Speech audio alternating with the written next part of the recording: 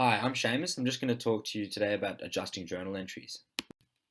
Adjusting entries are required because the exchange of cash does not always coincide with the earning of a revenue or incurrence or an expense.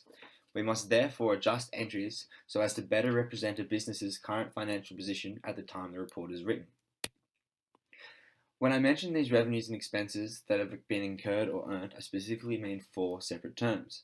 Firstly, when I say that revenues have been earned but not received, this is known as an accrued revenue, in which cash is received after the service or good has been provided. On the other hand, there are deferred revenues, in which case cash is received before the service or good has been provided. Secondly, there are expenses. Again, when I mention accrued expenses, I mean that cash is paid after an expense is incurred. Whereas when I say deferred expenses, I mean that cash is paid before an expense is actually incurred. The use of both of these accounts are vital to the understanding and adjustment of journal entries. I will now go through and discuss a few basic laws of adjusting entries before we learn how to put them into action.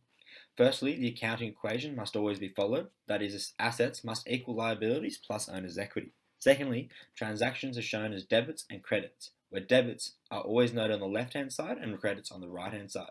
Also note that debits must always equal credits.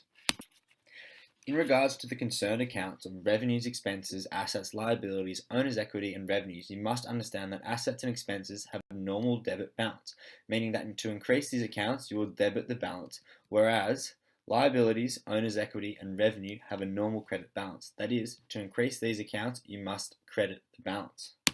Additionally, you must know that every transaction affects at least two of these accounts. Typically, an entry cannot be written with two asset accounts. Finally, it must be known that cash is never involved in adjusting entries. So now, I'm sure you must be wondering how we adjust entries. Well, firstly, you take a look at the original journal entry and determine whether or not an adjustment needs to be made. We'll use an example of deferred revenue to illustrate the steps. Suppose that a company sells 12-month subscriptions to its monthly magazine. On the 1st of October, the company receives a total of $1,200 for 20 subscriptions. To record this transaction, the company would record the following entry into its journal. Cash debited $1,200, unearned subscription revenue credited $1,200. Supposing that the company prepares financial statements at the end of each month. As of the 31st of October, the company has provided 1 month of magazines and has therefore earned 1 month of revenue, or $100, which is $1,200 divided by 12, the number of months in a year. Because the accounting system does not yet reflect this earned revenue, the following adjusting journal must be made on the 31st of October.